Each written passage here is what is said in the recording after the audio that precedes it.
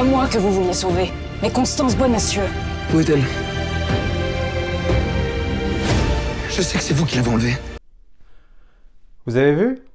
Il fait beau sur la première image qu'on vient de voir. Et oui, dans cet opus 2 des Trois Mousquetaires, donc Milady, ils ont enfin mis la lumière au niveau du montage et de l'éclairage. Oh, merci.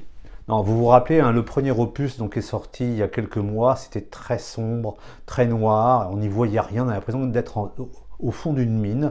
Donc là, ça s'est amélioré. Aujourd'hui, je vous parle donc des Trois Mousquetaires, le tome 2, Milady.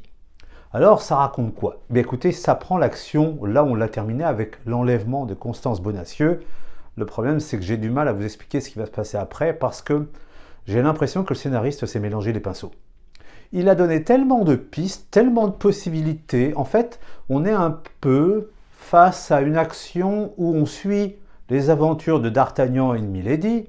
Et puis, il y a d'autres aventures qui s'entremêlent, le siège de La Rochelle, les problèmes des Trois Mousquetaires, enfin des autres.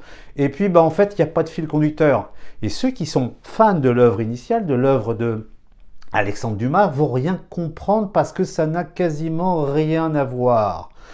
C'est une broderie qui n'est pas laide, parce que toujours des beaux châteaux, décors, pas 100% naturels, mais quand même beaucoup, donc c'est hyper sympa de ce côté-là.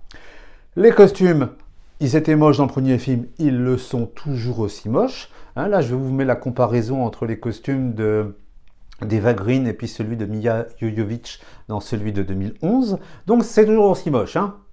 C'est pas mal joué. Toujours un satisfecit pour Louis Garrel dans le rôle de Louis XIII. Les autres, oui d'accord, ils n'ont pas l'âge, mais correctement, le travail est fait, c'est correctement joué. Mais je vous dis, le problème c'est le scénario, on ne sait pas où on va. Ça part dans tous les sens et ça n'a rien à voir, ou presque, avec les Trois Mousquetaires. Donc c'est ça le problème. Et puis je ne vais pas spoiler, je ne vais pas vous dire comment se passe la fin, mais c'est ni fait ni à faire. En fait, on a l'impression qu'on est dans un tome 2 qui doit donner un tome 3. Voilà, donc l'histoire est racontée que pour ce qui est une suite. C'est du marketing pur et dur. Alors après, vous avez remarqué qu'il y a un cinquième mousquetaire qui est arrivé. Un mousquetaire africain.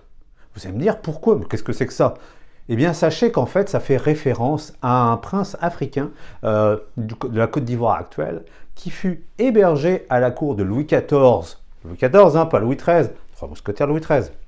À la cour de Louis XIV dans les années 1680-1690 et qui fut en effet officier de cavalerie. Mais on est 50 ans après, ok? Donc il y a un anachronisme. Mais n'allez pas voir autre chose. Ils ont trouvé un fil. Ils se sont dit, tiens, ça va permettre de moderniser les Trois Mousquetaires. Ils l'ont fait. Enfin, concernant les combats hein, dans D'Artagnan, Milady, le problème des combats, c'est que c'est comme dans le premier film, c'est tourné en plan serré, caméra à l'épaule, et c'est fouillis. On comprend rien à l'action, comment ça marche. Il se tue, ça tombe, on voit pas pourquoi, on comprend pas pourquoi. Donc ça donne une impression de fouillis.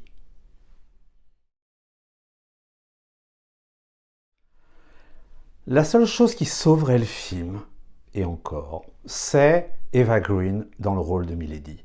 Même si elle n'a pas le style de Milady, qui est une manipulatrice, c'est pas une guerrière, c'est pas une femme badass comme on l'imagine aujourd'hui au cinéma. Mais Eva Green a tendance à électriser toutes les femmes venimeuses qu'elle joue, parce qu'elle le joue à la perfection, et on est tous fans d'Eva Green.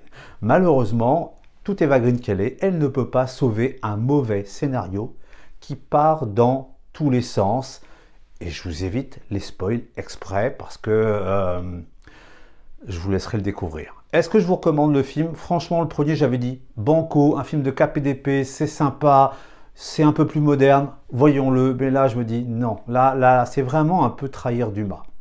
Donc, non. Moi, je vous dirais, n'allez pas voir le 2 parce que c'est un argument marketing.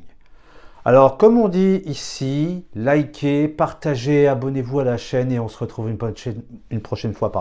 Bye bye.